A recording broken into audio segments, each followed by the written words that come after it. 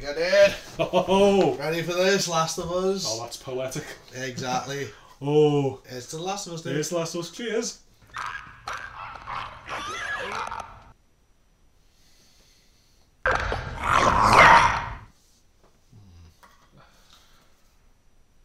Digestives? Yeah. Yeah, okay, digestives.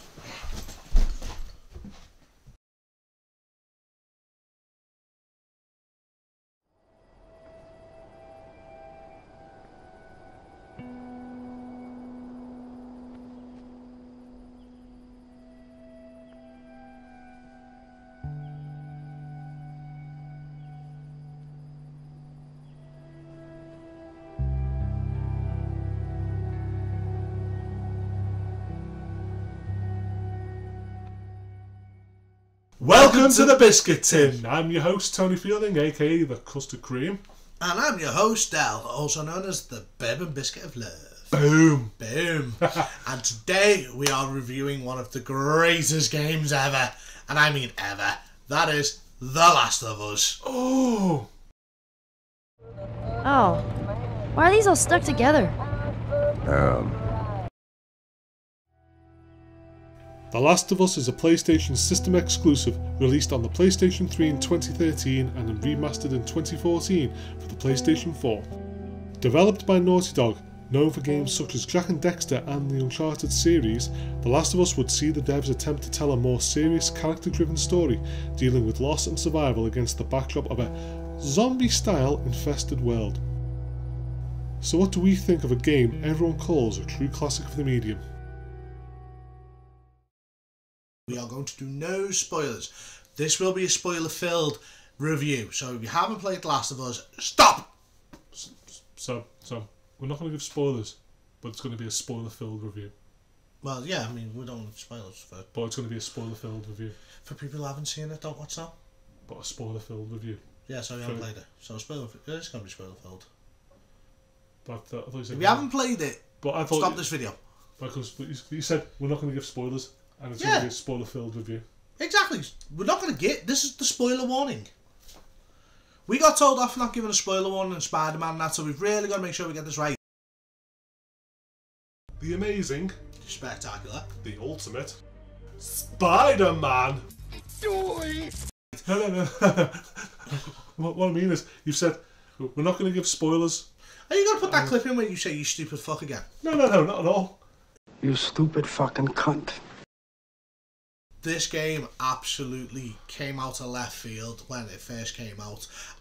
We'd been exposed to Crash Bandicoot, which was a brilliant family fun game, and then we got exposed to Uncharted, which was one of the greatest modern Indiana Jones type games, and that, so lots of inklings of nostalgia. Very light-hearted action-adventure game. Like you say, harkens back to Indiana Jones. And then we got The Last of Us! Then we got The Last of Us, we got the cute fairy thing, we got the let's go on an adventure, and then oh my god, we're going to rip your heart out through your inners. It's such a brilliant game, though. Yeah, you'd have to call it one of the true greats of the last generation, definitely, the 7th generation. Definitely one of the last. And I tell you what, I am so happy they ported it over to the PlayStation 4. And it has probably one of the greatest openings in any medium. Oh, God, yeah. In any film, game, books. Games, music, books. Yes.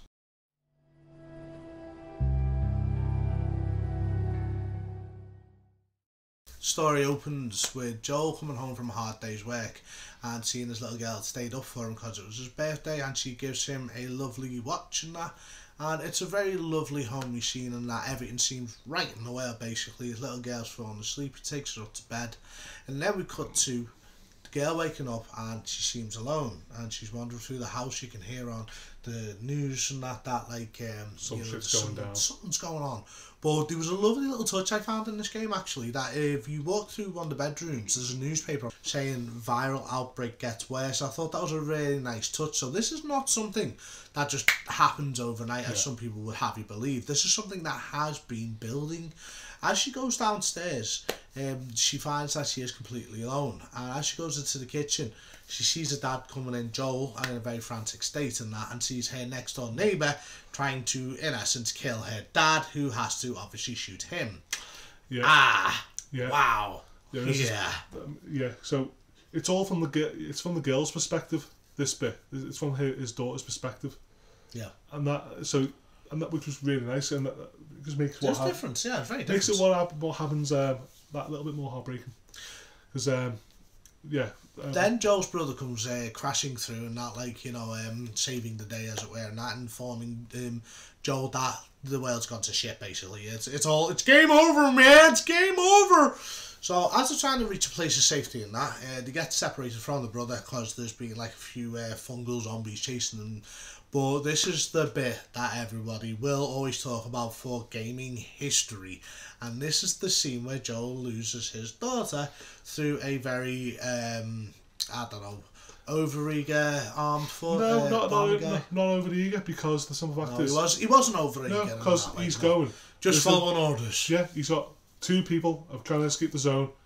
He hears something and he goes, but there's a little girl. But understood. Basically, he's ordered to kill her. Kill them. Yeah. So he shoots them. They're about to finish him off because they look like they're still alive. And he gets shot. The guy gets shot by the brother. And next thing you know, Joel turns and there's his daughter holding their gut. Jesus, that just set the entire tone of the game. Then I just ow. Yeah. Ow! Yeah. The first 20 minutes of that game, I didn't want to play it. I was like, I wanted to put the control down. And it was like, I wanted to put the control down and say, I don't think I can do this. If that's the first 15 to 20 minutes, no way, why would you want to play this game?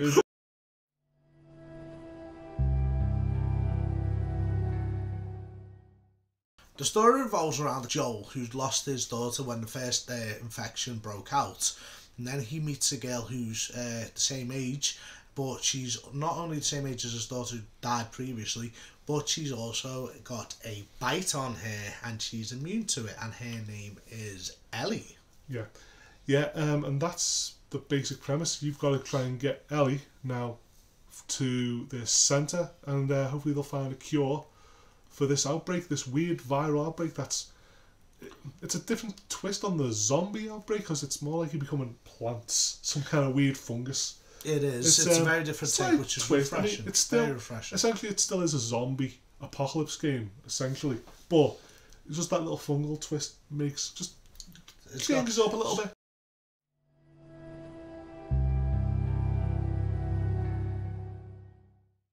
Characters.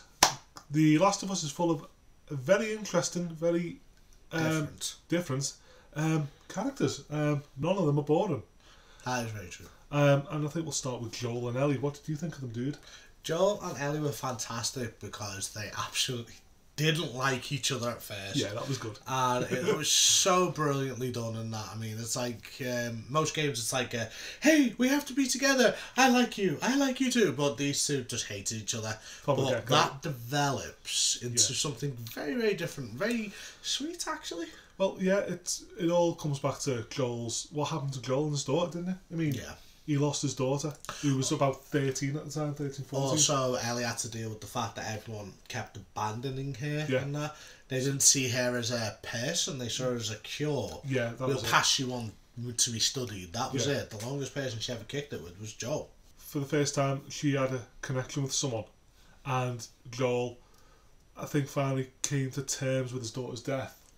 By the end of the game, by accepting her and seeing her more, and in a way as a surrogate daughter, he started to get those fatherly sensibilities back a little bit as it went on. Their journey together was excellent, and as characters in themselves, they were damaged people, and that they weren't perfect, they weren't anything. They were flawed. They were made mistakes. They were assholes sometimes. It's a very well-rounded character. I mean, it's like, that's the thing I love about him. He's not a good guy. He's not a bad guy. He's not a hero, and he's not an anti-hero. He's just a survivor, and he really doesn't try and hide that. No, that was good. Ellie, I was actually quite impressed by her, because usually it's like, okay, if you put Ellie in a normal modern-day setting, she's just a whiny, bratty teenager. She is. But with Ellie, who she is in that environment and with her upbringing, it absolutely fits, and she's a wonderfully strong, brilliant character that you want to be engaged with. Do you know, when you think of kids or anything, you think they're going to be a little bit annoying with most things? I'm happy to say she wasn't annoying. She was engaging, funny, an arsehole. Sometimes a pure arsehole, a bratty arsehole. I love the fact that our introduction to it is her jumping on Joel with a switchblade. Yeah, that's good. That's an intro. She never felt like she was overwritten, if you know what I mean. She just felt like, here's a kid who's had to deal with shit. Yeah, And well-rounded. Well-rounded. And Very well-rounded. She was just a good... She was fantastic. Yeah, I really enjoyed it. Everything about her was believable Yeah. as well. I mean, there's been one or two instances with young people in games and that, and it's just like, yeah, suspension of disbelief slightly pierced. The bit that kind of really made me go, yeah, was the... it's a bit in the car where she's looking in the magazine and going, whoa! Look at that! And you know, Joel's going, what the hell? What? It's looking at a porn. And she's just going, I'm only messing. I thought, that's Well, genius. she's got a good sense of humour. So now, what do you think of the supporting characters? Actually, I've got a better question for you. Name one bad supporting character in that game. Jim Bob? There's no bad fucking supporting characters in the slightest. Every single one of them brought something to the table, whether that was story progression or ripping your heart out through your chest, like with Harry and Sam. Because, mate, how destroying was that? Yeah, Harry and Sam were just two survivors like Ellie and Joel come across. And they were the dark side of Ellie and Joel. What could have happened? They were just heartbreaking moments there. Oh my god, that was just... You know what, Walking Dead, if there's any producers watching The Walking Dead and that, now bear in mind I started watching season 7, if you want to do a good zombie story, you need to play The Last of Us, because seriously, you lost that shit in season 6, it was getting boring, but Harry and Sam, if you gave us a Harry and Sam series, even without Joel and Ellie, that would have been a game in itself. That's how game. It was good. It was brilliant. You know well, we know what the end is. Yeah, what I liked about them was they bump into these two guys and they're trying to help each other briefly, and then Harry and Sam kind of do a freaking runner. You think, what a pair of bastards! But then not. No, but they think that's what they are. Because he even goes, I'm sorry. He thought, you bastards, because you do feel like you thought, you fuckers. Well, yeah, you do, but at the same time, it was very. What would you have done in that situation? But then later on. Yeah. What happens? After that little section of the game, they come back and save Joel and Ellie, you think, and then they kind of go, yes! Get in, you wonderful bastards! And you were really rooting for them. It was just good. And then, like, you know, what happened there was to one point. There was one point in that game that you think you've gone from a 2 to a 4, and you're thinking, oh, this is interesting. I mean, how's this game going to play out? And then something really horrendous happens. It's like, oh, right, we're back to 2 now. But that was... It was like playing the first 15 minutes again. Honestly, this game gave me PTSD. Man, it was Hashtag me too. Oh Jesus. Sorry. Oh. Shouldn't have added that part. Oh man, I thought the PTSD one. I thought we'll live with that, and then you had to do me too. Oh. A zombie touched me. Talk about a fungal infection.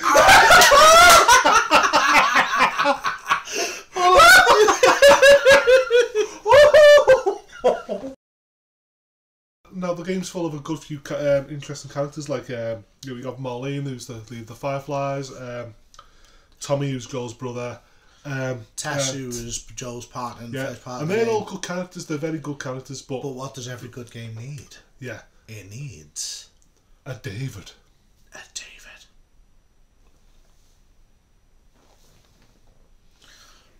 Scary bastard. Easy to track. Oh, seriously, dude.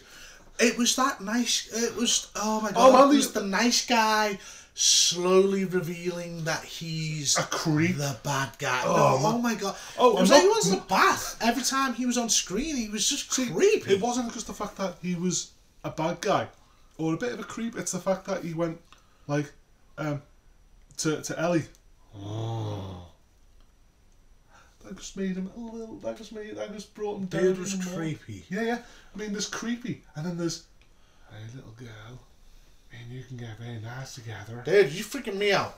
No, seriously, David was just. Yeah. But it was weird because it was like he had this underlying sinister. I mean, obviously he had very sinister intent, But when we first meet him, he's sitting there talking nicely with Ellie. You think initially he's trying to just gain her trust, as in, hey Ellie, don't kill me. But then he starts revealing that, hey, I'm the leader of the bad guys that you guys have been killing to survive. And now I've got you. But as his arc plays out, he's creepy, he's disgusting, he's a cannibal. Oh, dude, I've just ate bit. I just ate the biscuits. I ate the biscuits. I don't want to think about that.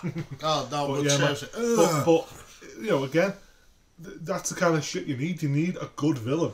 You need that good creep, and he was excellent. He was an excellent bad guy, except for the only downside to his bad guy was every single time there was a cutscene with him, I genuinely wanted to take a shower because he was that disgusting. You know what I mean? It's like he had the greasy hair, he had like the porno tash, and then it was like, I don't know what was weird, him trying to get Ellie to join them, or him chopping people up in front of her saying, this is like, you know, hey, don't join us, you're gonna be dinner. Yeah, but still, great villain. I mean, that's, again... When you say great villain, I think of the Joker. He's a great villain. He's a guy that you sort of go, wow, what the fuck with him? But with David, it was more like, oh my god, just stay away. Yeah, that makes a great villain, that you believe him to be that creepy, that he's all like, oh man, that he's interesting as well. Like, you want your heroes to smash his face in. You want your heroes to fucking, fucking come through on this one. I think the threat of great villain is meant to give the heroes a threat. And he was a threat. His group was a threat. His motivation was a fucking threat. I've got a very serious belief, though, that before the apocalypse, David was a parking attendant. But yeah, no, David is a guy that you want to get away from and kill at the same time. Yeah, and so brilliant bad guy. Yeah, he was superb. Loved him in a weirdly horrible way.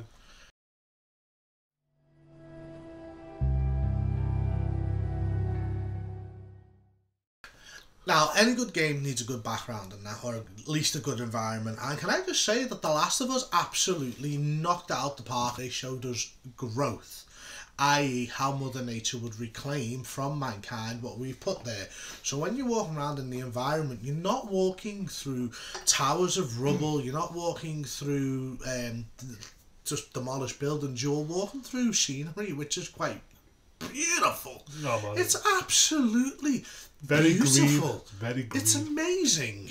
It's it's a stunning looking game. Yeah, beautiful to look at, and it's even all the more impressive because it was just at the end of the PlayStation 3's main life cycle, just before the PS4 was coming out. If you're gonna go out, you go out with a bang, and that's how you go out. I mean, if you want a developer to really show a game's beauty, then Naughty Dog tend to be the masters at it. With the 10 years later, or the so many years later view, you see buildings being cracked apart by plants. You see trees growing up through offices. Now, in any other post-apocalyptic game, have you ever seen anything so beautiful? No.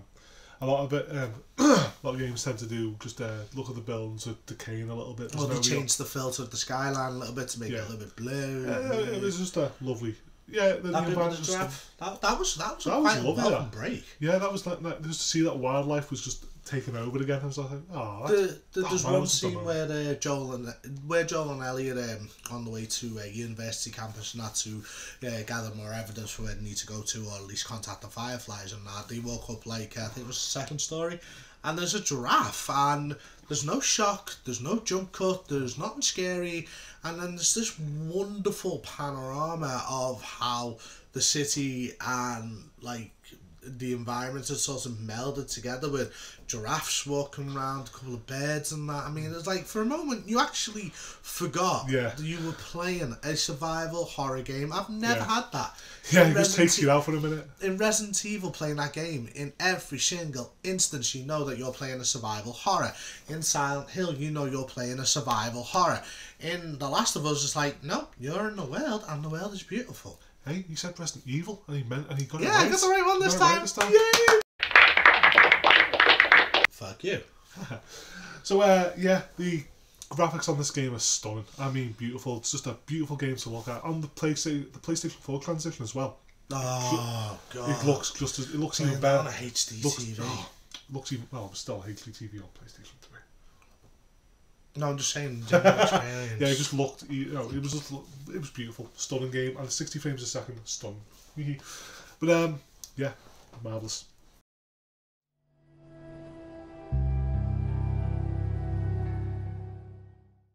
Combat and gameplay, Del, what did you think, mate?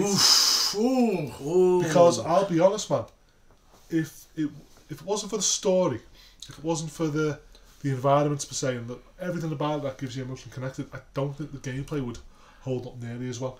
What would you give it out of 100%? The gameplay, what would you give it? I don't know, about 70.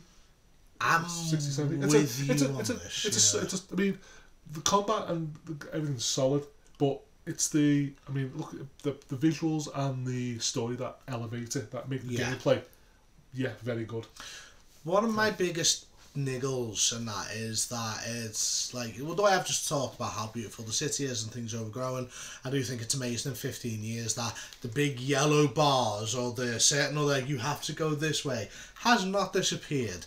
So that was quite off-putting, and that it was a very sort of paint by the numbers, this is where you go. Again, this is not Red Dead or Witcher or anything like that. This is a game that is linear, that is telling the story. So it was those highlights of where you're going. Yeah, but I played non-open world games where it wasn't that in your face of this is where you go. Was it as story driven as this one though? That's a fair point. Now that's the only thing I'd say. I get why people might have a problem with it. It didn't put me because I was playing it not for the gameplay, but I was playing strictly for the story to see how that develops. Don't get me wrong, the gameplay, it's fine. It does the trick.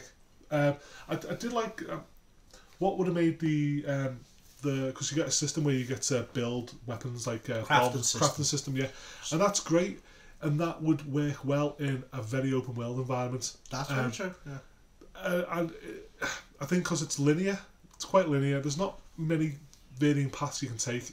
I think that's what it was lacking. If it had more variance in its paths and directions that you could go, and a few more bits and bobs, it would work. That crafting system would have been utilised far better. What did you think of the weapon system? Primarily the handguns, shotgun, and especially the bow and arrow. Because I'm going to admit, I love that bow and arrow. Oh, the bow and arrow was boss. The bow and arrow was fantastic. But the whole point of the guns was really not to use them. You had so little ammo, so little everything. It was just about sneaking. Yeah. I mean, the sneaking wasn't too bad actually. Even though it wasn't much of probably a stealth game. It again, I think sneaking was my preferred way of going about it. Indeed, I'm very much a stealth guy.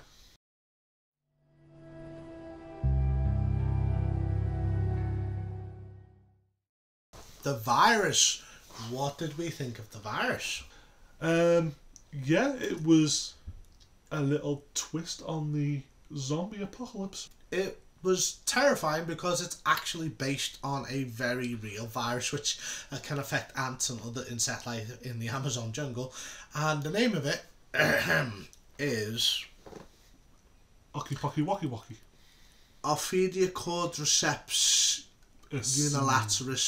unilaterally. It's that one. Okay. You see that? Yeah, there you see it. No, so seriously, it's based on a very real virus and that, and it's fungal based and that, and what it does is it infects, like say, an ant's nervous system, and it gets to act very, very erratic and that, and another ant will come and take it away, and in its death throes, this poor little ant, it will cling to a stalk of some type that's got no control over its body, and then a mushroom will burst out the back of its head. And they looked at this and just went, oh, what would happen if we applied this to humans? The Last of Us. But you see, in the game, it's got 3 stages. One, you've got your typical zombie type stage, and that way it just wants to spread the virus and infect. The second stage are clickers. Now, clickers have got to be the most terrifying thing since the lickers of Resident Evil. And then you've got your final form, which was this big, huge armoured mushroom fungal thing that comes and eats your face. So it was all quite terrifying, and it was so brilliantly done because, as we mentioned, if you walk past spore pods and breathe in enough of the spores, you will get turned, you will get infected. Yeah, it's basically the bite or the spores will. Well, the bite contains the spores, but if you breathe in the bloody spore infested area, yeah.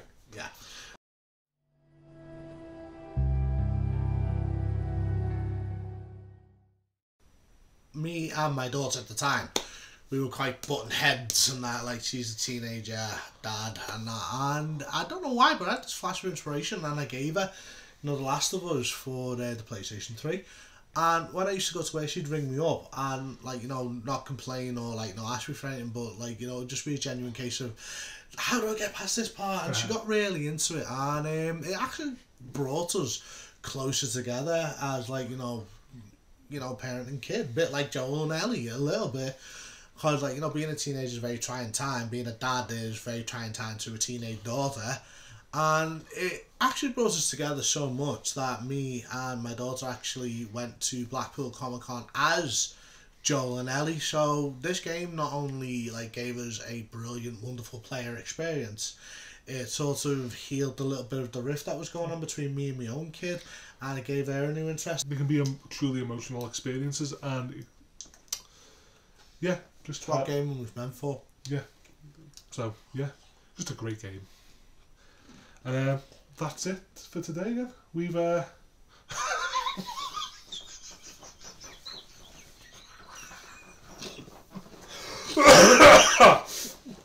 hell. Bag.